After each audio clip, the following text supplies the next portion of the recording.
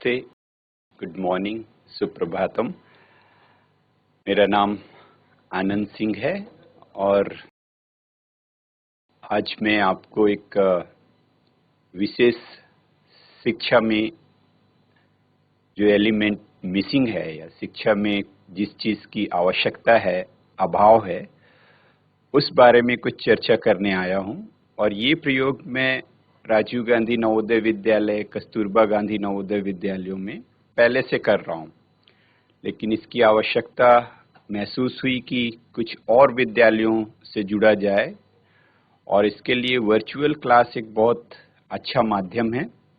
वैसे तो ये जो हमारी क्लास होती है अपने शिक्षकों के लिए और विद्यार्थियों के लिए अलग अलग करते हैं, क्योंकि उनकी समझ अलग है, उनकी आयु अलग है। लेकिन आज की क्लास चूंकि सीनियर क्लास है तो इसमें शिक्षक बंधु भी होंगे और सीनियर क्लासेस होंगी, तो उनको सबको समान रूप से हम ये संदेश देंगे जो बहुत आवश्यक है। तो ये संदेश क्या है हमारा, ये समझते हैं। हमारी स्क्रीन शेयर हो जाएगी। Yes please. जो संदेश है, हम सभी विद्यालयों में शिक्षकों को और विद्यार्थियों को कॉन्शसनेस बेस्ड एजुकेशन के बारे में बात करना चाहते हैं। अब ये कॉन्शसनेस बेस्ड एजुकेशन क्या है, इसकी बात करेंगे। उसके पहले हम बात कर लेते हैं कि ये कॉन्शसनेस बेस्ड एजुकेशन जो है उसके प्रवर्तक कौन हैं। तो आपके स्क्रीन पे सामने जो चित्र आपको दिख रहा है वो महर्षि महेश योगी जी हैं। ये फाउंडर हैं ट्रांसेंडेंटल मेडिटेशन के, साइंस ऑफ क्रिएटिव इंटेलिजेंस और महर्षि वैदिक साइंस। तो ये जो कॉन्शसनेस बेस्ड एजुकेशन प्रोग्राम है वो साइंस ऑफ क्रिएटिव इंटेलिजेंस या वैदिक साइंस का एक प्रैक्टिकल एस्पेक्ट है। तो जो हम बात करेंगे, चर्चा करेंगे, उसमें हम ये देखेंगे कि कॉन्शसनेस बेस्ड एजुकेशन या चेतना आधारित शिक्षा, जिसको हम आत्मपरक शिक्षा भी बोल सकते हैं, वो क्या है और इसकी नीड क्यों है, आवश्यकता क्यों है। अभी हम समझते हैं कि ये कॉन्शसनेस बेस्ड एजुकेशन क्या है। What is consciousness based education. तो जैसा कि आप समझ रहे हैं कि कॉन्शसनेस मतलब होता है चेतना और एजुकेशन सभी जानते हैं शिक्षा है। तो ये जो शिक्षा है ये कॉन्शसनेस बेस्ड क्यों बोली जा रही है, या हम कॉन्शसनेस बेस्ड एजुकेशन की बात क्यों कर रहे हैं, आत्मपरक शिक्षा या चेतना की शिक्षा की बात क्यों कर रहे हैं, ये समझना होगा। तो शिक्षा के बारे में तो सभी जानते हैं कि शिक्षा का उद्देश्य क्या है, शिक्षा क्यों दी जाती है, क्या जरूरत है, क्यों आवश्यकता है। लेकिन उसमें कॉन्शसनेस या चेतना का क्या रोल है, क्या भूमिका है, इसकी बात करते हैं। तो सबसे पहले समझते हैं कि कॉन्शसनेस बेस्ड एजुकेशन क्या है। तो कॉन्शसनेस बेस्ड एजुकेशन को हम लोग CBE बोलते हैं, शॉर्ट में CBE। तो CBE या consciousness based education is a scientific approach to fulfilling the highest goals of any educational system. किसी भी शिक्षा संस्थान का जो अपना उच्चतम उद्देश्य है कि ये शिक्षा में होना चाहिए, ये शिक्षा से प्राप्त होना चाहिए, उसको पूरा करने का ये माध्यम है, उस उद्देश्य को पूरा करने का माध्यम है। और इसमें करते क्या हैं, it is based on the latest discoveries of modern science and the most ancient knowledge of वैदिक साइंस। तो इसमें मॉडर्न साइंस और अपना जो प्राचीन पारंपरिक ज्ञान है वैदिक साइंस का, उन दोनों का समन्वय है। और इसमें जो आगे की बात है वो है, it includes techniques to systematically develop the great inner potential of every student and teacher.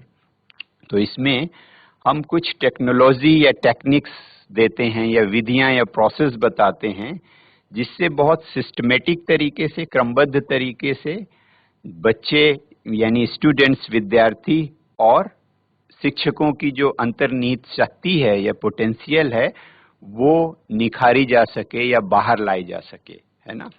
तो अभी हम आगे की बात समझते हैं कि शिक्षा का जो उद्देश्य है वो सभी जानते हैं कि शिक्षा हमें ज्ञान प्रदान करने वाली होती है या शिक्षा से हमें ज्ञान मिलता है। और ज्ञान क्यों आवश्यक है, ज्ञान इसलिए आवश्यक है क्योंकि ज्ञान के अंदर क्रिया शक्ति होती है, काम करने की योग्यता होती है। अगर आपको इंजीनियरिंग करनी है तो कोई इंजीनियरिंग की बात समझ ले तो बड़े बड़े पुल बना लेगा, बड़े बड़े बिल्डिंग्स बना लेगा, और कोई मेडिकल साइंस की बात समझ ले तो अपने शरीर का इलाज कर सकता है, उपचार कर सकता है। इस तरीके मेडिकल किसी भी विषय का जब हम ज्ञान प्राप्त करते हैं तो उस विषय से संबंधित हमें क्रिया शक्ति आ जाती है या काम करने की योग्यता आ जाती है।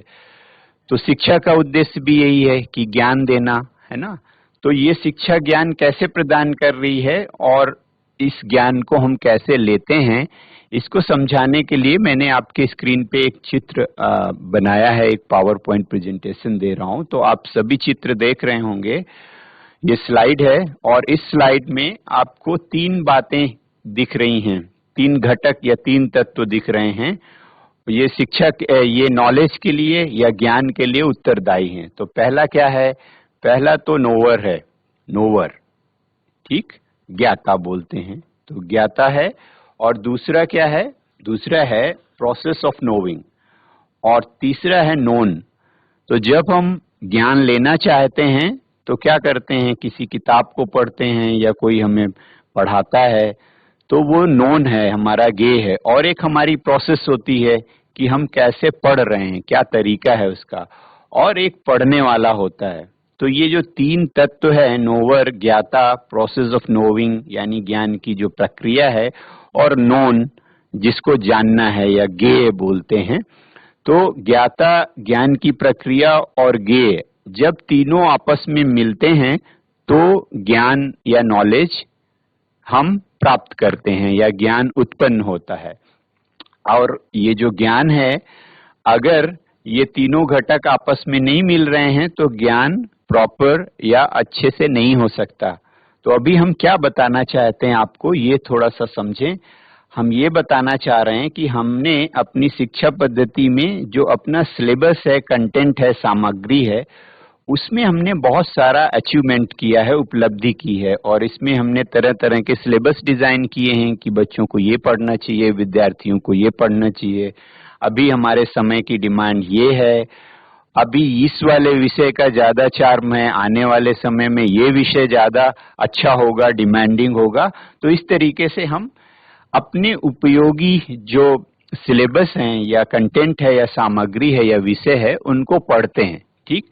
और फिर एक प्रक्रिया देखते हैं कि किस तरीके से इसको पढ़ा जाए, तो उसको हम बोलते हैं प्रोसेस ऑफ नोइंग। सपोज करिए अभी आप वर्चुअल क्लास के माध्यम से पढ़ रहे हैं या देख रहे हैं, तो ये हमारा एक स्मार्ट तरीका है। तो ये प्रोसेस ऑफ नोइंग या ज्ञान की प्रक्रिया होती है। तो ये प्रक्रियाएं भी हम अलग अलग करते हैं। तो इन 2 तत्वों पे या इन 2 घटकों पे हमने बहुत काम किया है और बहुत प्रोग्रेस भी की है, विकास भी किया है। हमने तरह तरह के सिलेबस बनाए हैं और तरह तरह की प्रक्रियाएं बनाई हैं जिससे हम ज्ञान को प्रदान करते हैं। लेकिन महर्षि महेश योगी जी बोलते हैं कि हमारी शिक्षा में एक जो नोवर है, इसकी जो कॉन्शसनेस है, जो चेतना है, ये मिसिंग है। इस पे हमें और कार्य करने की आवश्यकता है, क्योंकि ज्ञान के लिए जब तीनों तत्व आवश्यक हैं तो सिर्फ 2 घटकों पे अगर हम काम करेंगे और एक घटक या एक एलिमेंट छूट जाएगा तो हम नॉलेज पूरा प्रदान नहीं कर पाएंगे। अब इसको समझने के लिए एक मैं उदाहरण देता हूं कि कैसे समझें कि नोवर की कॉन्शसनेस भी उत्तरदायी होती है ज्ञान को प्राप्त करने के लिए। सपोज करें, ये एक उदाहरण के तौर पे मैं बात कर रहा हूं कि अगर कोई शिक्षक या विद्यार्थी, अगर कोई हमने बहुत अच्छी उसको किताब दी है, पुस्तक दी है, या बहुत अच्छा अपना शिक्षक पढ़ाने वाला है और बहुत अच्छे तरीके से पढ़ा भी रहा है, प्रोसेस भी उसकी बहुत अच्छी है, लेकिन अगर विद्यार्थी रात में सोया नहीं, सपोज करें कि रात्रि को नींद नहीं आई किसी वजह से, या वो तनाव में है, डर में है, चिंता में है, भय में है, बीमार है, तो अगर उसकी कॉन्शसनेस जागृत नहीं है, अलर्ट नहीं है, अवेक नहीं है, तो ये जो भी हम पढ़ा रहे हैं या जो भी वो पढ़ रहा है, वो पूरा के ग्रहण करने की क्षमता नहीं होगी। तो हम अपनी तरफ से तो बहुत अच्छा प्रयास कर रहे हैं, लेकिन जो कंटेनर ऑफ नॉलेज है, जो विद्यार्थी है जिस पे हमें ज्ञान को रखना है या प्रदान करना है, उसकी अगर चेतना में वो बात नहीं है तो हमारा ये प्रयास कमजोर हो जाता है या पूर्ण नहीं होता है। तो महर्षि महेश योगी जी का कहना है कि इस सिलेबस में बदलने की कोई आवश्यकता नहीं है कि इसको हम चेंज करें या प्रोसेस चेंज करें, बल्कि वो ये चाहते हैं कि पढ़ाई प्रारंभ करने से पहले कॉन्शसनेस जो नोअर की है, जो पढ़ने वाले की है या पढ़ाने वाले की चेतना है, उसको ठीक किया जाए। तो जब वो ठीक हो जाएगी तो ये ज्ञान बहुत सहज हो जाएगा और बड़े अच्छे तरीके से हम ज्ञान बच्चे को दे सकते हैं, उत्पन्न कर सकते हैं, क्योंकि चेतना ही है जो हमारे अंदर वो ऐसा घटक है या ऐसी चीज है या ऐसा पहलू है जिससे ज्ञान उत्पन्न होता है। अर्थात knowledge is structured in consciousness. जो ज्ञान की संरचना है वो चेतना में होती है। तो जिस तरीके की चेतना होती है उस तरीके का हमारा ज्ञान होता है, नॉलेज होता है। सपोज करें कि अभी हम जाग रहे हैं, तो जागते समय हमारी जो चेतना है या कॉन्शसनेस है वो अवेक है, अलर्ट है। तो हमें ज्ञान है, हर सारी वस्तुओं को हम देख भी रहे हैं, समझ भी रहे हैं, सुन भी रहे हैं। लेकिन अभी अगर ये कॉन्शसनेस जब हम सो जाते हैं, सुषुप्ति में, स्लीपिंग में, तो अगर हम सो गए हैं तो हमारा ज्ञान बदल जाएगा, हमारे देखने की क्षमता बदल जाएगी, कानों को सुनने की क्षमता बदल जाएगी, जो हमारी सेंसेस हैं, इंद्रियां हैं, उनकी क्षमता बदल जाएगी, हमारा जो ब्रेन है, मस्तिष्क है, उसकी भी क्षमता बदल जाएगी। यानी जैसे ही कॉन्शसनेस बदलती है, चेतना बदलती है, तो नॉलेज या सेंसेस की कार्य क्षमता बदल जाती है, बुद्धि बदल जाती है, ब्रेन बदल जाता है। तो जैसी कॉन्शसनेस होगी, जैसी चेतना होगी, वैसा ही ज्ञान होगा।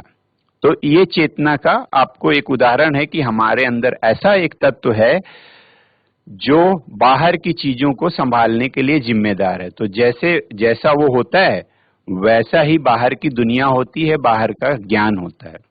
सपोज करें कि अगर आप रात में नहीं सोए, अच्छी नींद नहीं लिया आपने, तो जब दूसरे दिन आप जगेंगे तो आपको बाहर अच्छा नहीं लगेगा। या जब बच्चे स्कूल में आते हैं ऐसे, तो फिर उस दिन उनका पढ़ाई में मन नहीं लगता। तो हमारी जो मेहनत है, जो शिक्षक गणों की है या हमारे एजुकेशन सिस्टम की है, तो मेहनत तो हम पूरी कर रहे हैं, प्रयास पूरा कर रहे हैं, लेकिन बच्चा जागृत नहीं है, आलस्य में है, तनाव में है, उसकी चेतना ठीक नहीं है, तो हम उसको ज्ञान प्रदान करने में अक्षम हो जाते हैं। तो इस सक्षमता को बढ़ाने के लिए महर्षि महेश योगी जी ने एक प्रयास किया और एक ज्ञान दिया जो उत्तराखंड की ही विरासत है। उन्होंने यहीं ये ज्ञान प्राप्त किया और उन्होंने कहा अगर चेतना का थोड़ा ज्ञान हम बच्चों को प्रदान करें कि चेतना को कैसे ठीक करें, कैसे उसको रेज करें या उसके उच्चतर चेतना के स्तर कैसे प्राप्त करें, ज्ञान जिससे ज्ञान सुलभ हो, उसके लिए उन्होंने तरीका बताया। तो पहले हम थोड़ा साइंटिफिक पर्सपेक्टिव से या विज्ञान की दृष्टि से समझते हैं कि आखिर वो चेतना क्या है या चेतना का स्तर कैसा होता है जिसमें सारी संभावनाएं हैं ज्ञान की, जिसमें सब कुछ संभव है। तो हम थोड़ा सा विज्ञान की बात करेंगे क्योंकि ये सीनियर क्लास है, शायद सभी विज्ञान की बातें समझते हों। तो जब फिजिक्स या भौतिकी का अध्ययन करते हैं तो हम सभी जानते हैं कि जितनी सूक्ष्मता में हम पदार्थ के जाते हैं, उस पदार्थ की ज्यादा शक्ति, ज्यादा एनर्जी और ज्यादा ऑर्डरलीनेस का उपयोग हम कर सकते हैं। तो हमारी स्क्रीन पे एक स्लाइड है, अगर हम इसको किसी पदार्थ के मैक्रोस्कोपिक लेवल से अगर हम एटॉमिक लेवल पे जाएं, तो एटॉमिक लेवल ज्यादा पावरफुल है, ज्यादा शक्तिशाली, इसमें ज्यादा एनर्जी है, ज्यादा इंटेलिजेंस है। तो जितने अंदर हम जा रहे हैं, जितनी सूक्ष्मता में जा रहे हैं, उतना ज्यादा हम उसकी ही शक्ति और उसके ही एनर्जी और इंटेलिजेंस का उपयोग कर रहे हैं। अगर एटॉमिक लेवल से और गहरे जाएं, न्यूक्लियर लेवल पे, तो वो और ज्यादा पावरफुल होता है और ज्यादा शक्तिशाली होता है और अभी जो क्वांटम फिजिसिस्ट बात कर रहे हैं वो ये बात कर रहे हैं कि एक पदार्थ की यूनिफाइड फील्ड है, तो यूनिफाइड फील्ड जो है ये यहां से ही सब कुछ हम संचालित करते हैं, या unified field laws of nature का फील्ड है। तो अगर हम यूनिफाइड फील्ड से काम करना जान जाएं तो जो भी चाहें वैसा डिजाइन कर सकते हैं, जो चाहें वो कर सकते हैं पदार्थ को लेके। तो यानी यूनिफाइड फील्ड में पदार्थ की पूरी संभावना है और उसमें जो भी हम डिजाइन करना चाहते हैं वो डिजाइन कर सकते हैं। तो जिस तरह इस पदार्थ की रियलिटी है कि हर लेयर में उसकी वास्तविकता अलग है, उसकी क्षमता अलग है, उसकी कार्य क्षमता अलग है, उसी तरह हमारे मन में भी ऐसे ही संरचना है, यानी मन के अंदर भी ऐसे ही लेयर हैं, ऐसी ही क्रमबद्धता है। और अगर हम ये मन का विज्ञान जान जाएं तो इसी तरीके हम मन का या चेतना का उपयोग कर सकते हैं। तो मन में कौन सी लेयर्स होती हैं, जैसे हमने मैक्रोस्कोपिक लेयर की बात की। किसी को कोई क्वेश्चन है, क्वेरी है, कोई बात आती है तो आप हैंड रेज करें या फिर आप चैट के माध्यम से हमसे पूछ सकते हैं, है ना। तो बीच बीच में अगर, वैसे मैं थोड़ा सा पॉज लूंगा, लेकिन बीच में भी अगर आपको लगता है कुछ पूछना चाहिए तो आप हैंड रेज करेंगे, है ना। तो अभी हम बात करते हैं, अभी तक हम लोग बात कर रहे थे अपने साइंस में मैटर की या पदार्थ की। तो अभी हम बात करते हैं अपने कॉन्शसनेस या माइंड की।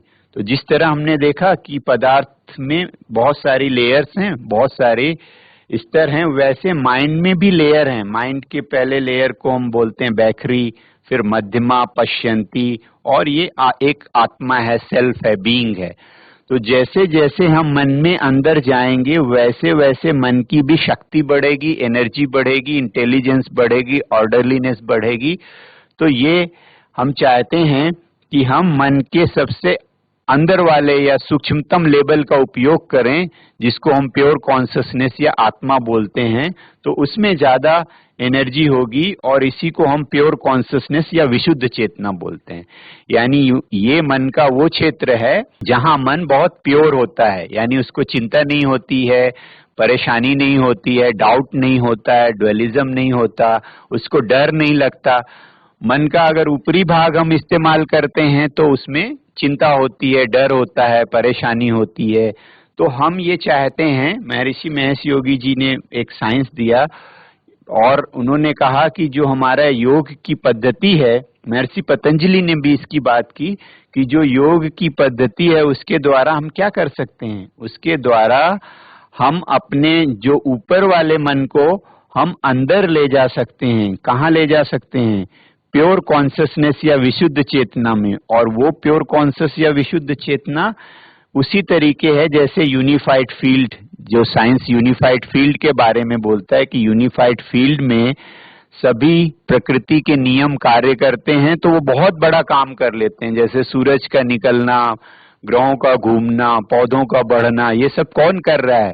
ये सब हमारा यूनिफाइड फील्ड में हो रहा है, तो अपने आप हो रहा है और बड़ी सरलता से हो रहा है, बड़ा बड़ा काम हो रहा है।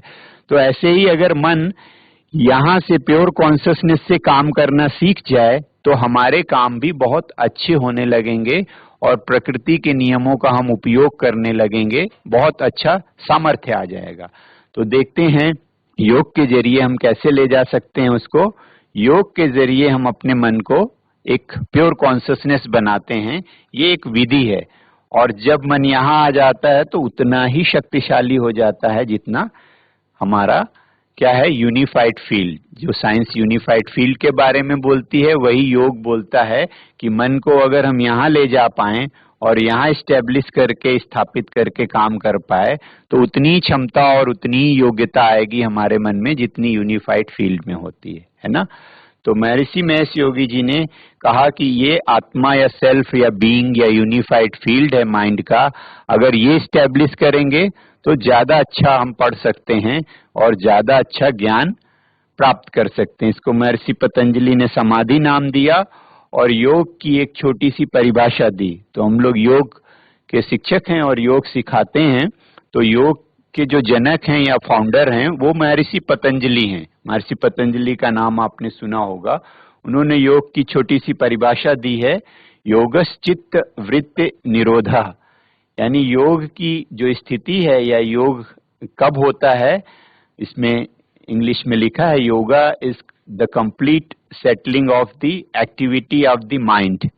तो जब हम अपने मन की जो हलचल है, जो क्रिया है, बहुत वो भागता है इधर उधर, परेशान रहता है, उसको अगर सेटल कर दें या शांत कर दें तो उसको योग की अवस्था कहा जाता है। तो यानी मन जब शांत हो जाता है तो वो योग की अवस्था में होता है ना। तो महर्षि महेश योगी जी ने योग की परिभाषा दी कि yoga means union of mind with its source self being. योग का अर्थ क्या है? योग का अर्थ है यूनियन। किसका यूनियन? माइंड का या मन का यूनियन। किसके साथ? उसी के स्रोत सेल्फ बीइंग या आत्मा के साथ। जैसे आप लोग मैथमेटिक्स में पढ़ते हैं ना योग, तो योग का मतलब क्या होता है? योग का अर्थ होता है जोड़ना। तो योग तब तक संभव नहीं है जब तक कोई कुछ जुड़े ना, तो योग की परिभाषा ही नहीं घटित होगी। तो योग मतलब होता है जोड़। तो जब कोई चीज किसी चीज से जुड़ेगी तो योग कहलाएगी। जैसे हम 2+2 बोलते हैं = 4, तो ये योग हुआ। तो ऐसे ही कोई चीज किसी से जुड़े तो योग की परिभाषा घटित होगी। तो उन्होंने कहा कि योग तो तब होगा जब माइंड या मन अपने सोर्स से जुड़ जाए। और आगे क्या लिखते हैं वो, there is no yoga in asanas pranayama etc। तो जो आसन और प्राणायाम है वो योग नहीं है, उनको योग नहीं मानना चाहिए। योग इज ओनली इन समाधि इन यूनियन। जो योग है वो समाधि में है और यूनियन में है। आसन क्या है? आसन और प्राणायाम, जो हम योगासन और प्राणायाम करते हैं वो क्या है? आसन और प्राणायाम they are helpful to create more stable progress in dhyan to reach samadhi, which is the source of bliss, solution for all problems, complete fulfillment। तो उनका कहना है कि जो आसन और प्राणायाम है वो एक प्रिपरेशन है, तैयारियां हैं। कहाँ जाने के लिए? अपने योग के फील्ड में जाने के लिए, और वो फील्ड है समाधि या आत्मा का फील्ड या यूनिफाइड फील्ड। और क्या है वो? Which is the source of bliss, वहीं सारी प्रसन्नता है। जैसे अपने अंदर अगर हम देखें, आपको कोई खबर मिलती है और आप खुश हो जाते हैं, तो जब खुश हो जाते हैं तो ये सोर्स कहाँ है या फील्ड कहाँ है? यानी अपने अंदर कोई सोर्स है हैप्पीनेस का या ब्लिस का, केवल रीजन बाहर से आया और हम खुश हो गए, तो वो फील्ड है ब्लिस का फील्ड। और वहाँ सारी प्रॉब्लम है, सोल्यूशन है, जो प्रॉब्लम का सोल्यूशन है वो वहाँ है। तो अब बात ये हो रही है कि ये जो एक्सपीरियंस है यूनिफाइड फील्ड का या योग के फील्ड का, उसको कैसे अनुभव किया जाए, कैसे आप वो जाने कि ये यूनिफाइड फील्ड है, सेल्फ है, आत्मा है, बीइंग है, समाधि है या योग का फील्ड है, उसमें कैसे जाएं, ये एक्सपेरिमेंट कैसे करें, प्रैक्टिकल कैसे करें। तो उसके लिए to give experience of the state of union और yoga, Maharishi gave a complete science of consciousness. तो महर्षि महेश योगी जी ने उसको एक्सपीरियंस करने के लिए एक चेतना विज्ञान नाम का विषय बनाया। तो जैसे आप लोग जानते हैं, साइंस पढ़ते होंगे, विज्ञान पढ़ते होंगे, तो हर विज्ञान के दो पहलू होते हैं। दो पहलू मतलब एक तो साइंस में थ्योरी पढ़ाई जाती है, सिद्धांत पढ़ाए जाते हैं, और दूसरा फिर विज्ञान में प्रैक्टिकल किया जाता है, प्रयोग, कि वो सिद्धांत वास्तव में ठीक है या नहीं है, उनका आप प्रयोग करते हैं। तो थ्योरी तो आप सुनते हैं सैद्धांतिक रूप से, और फिर उसका प्रयोग करके देखते हैं कि ये सही है क्या, जो बात बोली जा रही वो सही भी है क्या। और जब सही है तो उसी को हम विज्ञान कहते हैं। जो बात हम प्रमाणित कर सकें प्रयोग करके, उसको हम विज्ञान बोलते हैं, और बार बार कर सकें। ऐसा भी नहीं कि एक बार केवल वो प्रयोग सत्य है, दूसरी बार नहीं सत्य है। तो जिस प्रयोग को हम रिपीट करते हैं बार बार और एक ही रिजल्ट आता है, तो उसको हम बोलते हैं ये वैज्ञानिक हो गया, यानी वैज्ञानिक सत्य है। ये ऐसा नहीं कि रैंडमली या आकस्मिक रूप से ऐसे ही हो गया सही, बल्कि ये बिल्कुल बात सही है क्योंकि हम बार बार प्रयोग करके एक ही रिजल्ट ला रहे हैं। तो उसी तरह महर्षि महेश योगी जी ने एक चेतना विज्ञान नाम का विषय बनाया चेतना को समझने के लिए। और उसका एक प्रायोगिक पक्ष जो प्रैक्टिकल एस्पेक्ट है उसको भी बनाया उन्होंने कि ये प्रैक्टिकल करके वो कॉन्शियसनेस या चेतना की बात को समझ सकते हैं, बच्चे हों या कोई भी हो। तो उन्होंने एक practical component and practical component called transcendental meditation, और उसी का प्रायोगिक पहलू जो बनाया उसको उन्होंने ट्रांसेंडेंटल मेडिटेशन का नाम दिया। इन शॉर्ट या संक्षेप में हम क्या बोलते हैं, टीएम। तो ट्रांसेंडेंटल मेडिटेशन या टीएम, शॉर्ट फॉर्म में टीएम बोलेंगे, वैसे ट्रांसेंडेंटल मेडिटेशन बोलते हैं, और इसी को हम हिंदी में भावातीत ध्यान बोलते हैं। तो यानी भावातीत ध्यान या ट्रांसेंडेंटल मेडिटेशन या टीएम के माध्यम से हम वो एक्सपेरिमेंट करते हैं, वो प्रयोग करते हैं जो चेतना को समझने के लिए एक टूल का काम करता है, एक घटक का काम करता है ना। तो अब ये बात हम लोग समझेंगे कि अच्छा, हमें ये बात तो समझ में आई कि चेतना की आवश्यकता क्या है, जरूरत क्या है, उसका रोल क्या है, भूमिका क्या है। पढ़ाई करने के लिए हमारी चेतना का अवेक होना जरूरी है, अलर्ट होना जरूरी है। अदरवाइज क्या होता है कि जैसे क्लास में अगर मैं पूछूं कि आप लोगों की क्लास में 30-40 विद्यार्थी तो होते ही होते होंगे या ज्यादा होते होंगे, 50, 60, 70 भी होते हैं, तो सभी 50 या 60 विद्यार्थियों को एक ही सिलेबस पढ़ाया जाता है, एक ही किताबें पढ़ाई जाती हैं, एक ही समय पे पढ़ाया जाता है, वही टाइम शिक्षक सबको देते हैं, और जब परीक्षा का पेपर आता है, क्वेश्चन पेपर, वो भी सेम होता होगा, अलग अलग विद्यार्थी के लिए अलग अलग नहीं होता। तो सब, और जो परीक्षा का समय भी निर्धारित है वो भी सेम है। आपको सबको 2 घंटे का पर्चा है तो सबको 2 घंटे ही मिलते होंगे। लेकिन अगर मैं पूछूं कि जब रिजल्ट आता है, परिणाम आता है परीक्षा का, तो क्या सबके एक जैसे अंक आते हैं क्या? और अगर नहीं आते हैं तो क्यों नहीं आते हैं? क्या वजह है कि एक ही चीज पढ़ते हुए, एक ही जैसा सिलेबस पढ़ते हुए, एक ही विषय पढ़ते हुए सब कुछ एक ही जैसा है, लेकिन परिणाम एक जैसा नहीं है, या आपका परफॉर्मेंस एक जैसा नहीं है? तो इसका अर्थ है कि बाहर तो सारी चीजें एक ही जैसी हैं, लेकिन हमारे अंदर जो कॉन्शियसनेस है, चेतना है, वो भी बहुत बड़ा रोल प्ले करती है हमारी शिक्षा में। तो जिसकी जैसी कॉन्शियसनेस होती है वो बच्चा वैसा परफॉर्म करता है परीक्षा में। और दूसरी चीजें एक जैसी होते हुए भी चेतना के परफॉर्मेंस से ये बाहर का जो परिणाम है या बाहर का अचीवमेंट है वो बदल जाता है। तो उसी को ठीक करने या उसी का विज्ञान है चेतना विज्ञान। और चेतना विज्ञान का जो प्रायोगिक पहलू महर्षि जी ने बताया वो है भावातीत ध्यान। तो भावातीत ध्यान की अगर हम प्रैक्टिस करते हैं तो उस चेतना को हम और ज्यादा अवेक, अलर्ट कर सकते हैं, जिससे ज्ञान लेना ज्यादा आसान होगा, ज्यादा संभव होगा, और आसानी से हम उस ज्ञान को जागृत कर सकते हैं। तो अब हमने ये बात तो समझी, अब हम समझते हैं कि ये भावातीत ध्यान क्या है। तो आपकी स्क्रीन पे है, what transcendental meditation is and what its benefits are. और दूसरी बात हमें समझना है, how TM works and how you can learn. लेकिन ये दूसरी वाली बात को हम दूसरे किसी दिन लेक्चर में समझेंगे। आज का समय सिर्फ इतना ही है कि हम समझते हैं कि ये ट्रांसेंडेंटल मेडिटेशन आखिर क्या है, भावातीत ध्यान क्या है, और ये अगर हम करते हैं या आपके स्कूल में, विद्यालय में आके हम सिखाते हैं और आप इसको एक्सपेरिमेंट करते हैं तो आपको क्या फायदे होंगे। एक तो बड़ा फायदा आपके चेतना के विकास का हुआ, लेकिन डेली लाइफ में रोज क्या फायदा होगा वो बात करेंगे, है ना। तो हम समझते हैं कि भावातीत ध्यान या ट्रांसेंडेंटल मेडिटेशन की प्रोसेस है क्या, है ना। तो देखिए, इसको समझते हैं, आराम से बैठेंगे अब, और इंग्लिश की चिंता नहीं करेंगे। स्लाइड इंग्लिश में है पर हम हिंदी में बात करेंगे, फिर हम हिंदी में भी बनाएंगे इसको और आपसे बात करेंगे।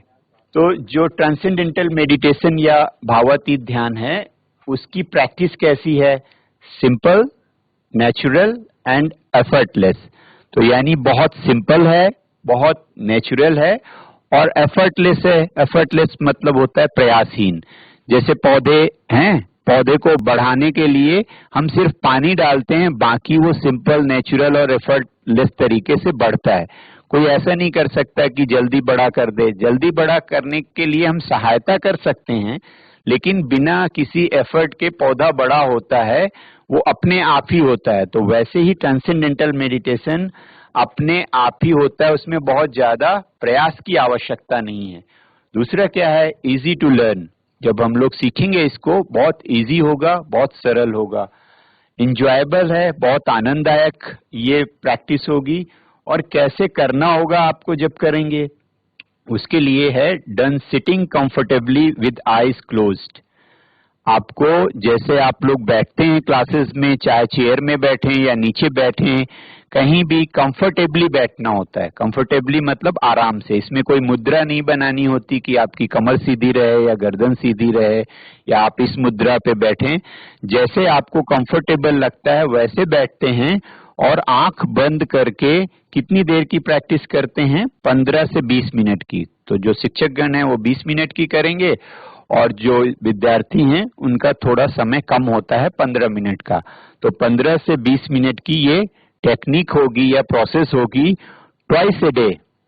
जो प्रैक्टिस है उसको 2 बार करना होता है। एक तो प्रेयर के बाद, जब 0 पीरियड में, जब आपकी पढ़ाई शुरू होने वाली है उसके पहले कर लेंगे तो दिन भर जो पढ़ाई करेंगे वो बहुत अच्छी होगी।